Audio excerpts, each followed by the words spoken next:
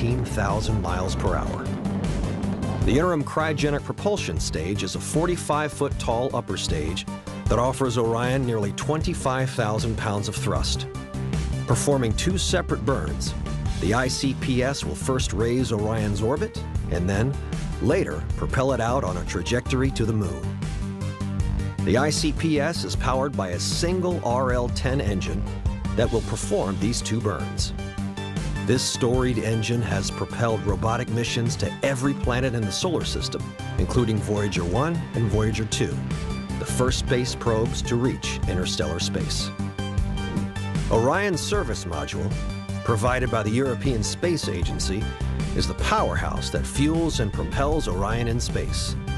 It stores the spacecraft's propulsion, thermal control, electrical power, and critical life support systems, such as water, oxygen, and nitrogen.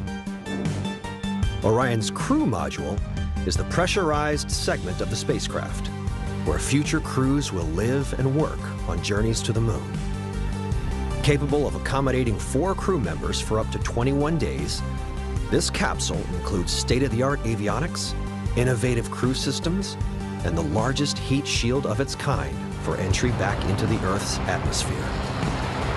Positioned at the top of Orion is the Launch Abort System, designed to pull the crew to safety in the event of an emergency, on the pad or during launch. 3 solid rocket motors can activate in milliseconds, accelerating from 0 to 500 miles per hour in 2 seconds to propel Orion and crew safely away from the rocket.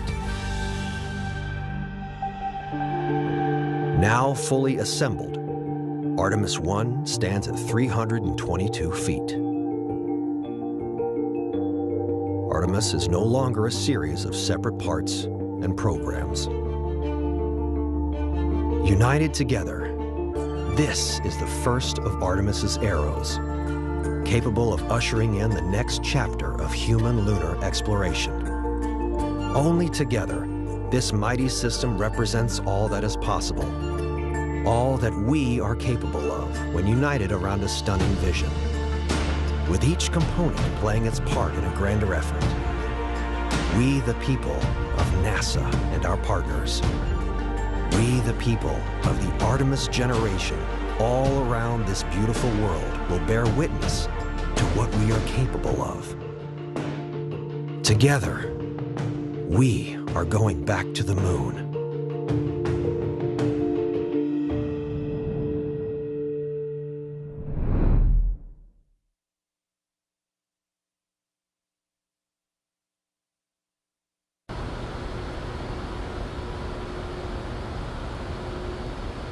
Hey, NASA astronaut Reed Wiseman. Hey.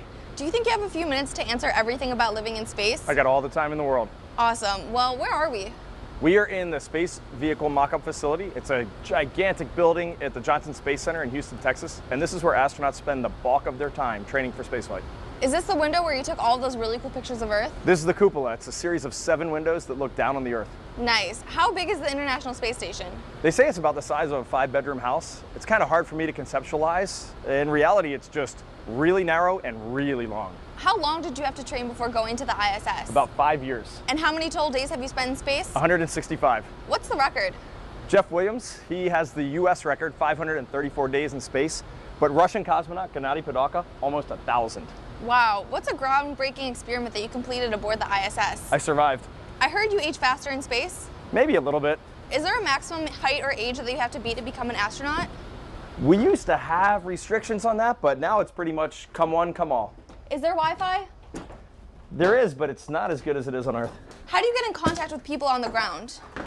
We have space-to-ground communication systems. It's basically a radio or a walkie-talkie, and we just call on this and say hi to Houston. Is there a delay? Almost none. How did you get to the station? A rocket. How long did it take for you to get from Earth to the space station? Takes about 6 hours. And how long did it take for you to get back? Oh, that's a crazy ride. It's about 3 hours long. Any jet lag? Horrible jet lag. How often do you get to talk to your family? Get to talk to them once a week. Ever prank call anyone? Of course you prank call people. Ever get homesick? Yeah, you get homesick a little bit. So are the beds comfy? There are no beds. I heard you have to be strapped to a wall. You do? Are you claustrophobic? A little bit. What else can you do in your room besides sleep? You can read, watch TV, do some work, whatever you want. Do you have a bedtime? Everybody has a bedtime. Do you have alarm clocks? I use my watch. How many crew members do you have? It was me and 5 others. Were there any language barriers? Doc and Yeshna, of course there were language barriers. Ever get sick of your roommates? No, you never get sick of your roommates. What did you do in your free time? Oh, you look out the window. What's a typical breakfast aboard the space station? It was very much like a breakfast on Earth, so I liked eggs, occasional oatmeal, maybe even a waffle. Was the food any good? I actually thought the food was pretty good. What's your favorite meal on the station? I love chocolate pudding cake. How do you cook your food? You can either inject it with hot water or put it in a food warmer. What's the first thing that you ate when you got back to Earth? I really wanted a pizza, but I saw a salad and went for it. So did you have to work out? You work out twice a day for about 2.5 hours, 2.5 hours. And what kinds of exercises? Primarily, you're either lifting weights or running on the treadmill. Our treadmill is attached to the wall, and so when you're on it, you're running straight down towards Earth. Very weird feeling. So how do you stay on the treadmill without floating away? Bungee cords. So do you burn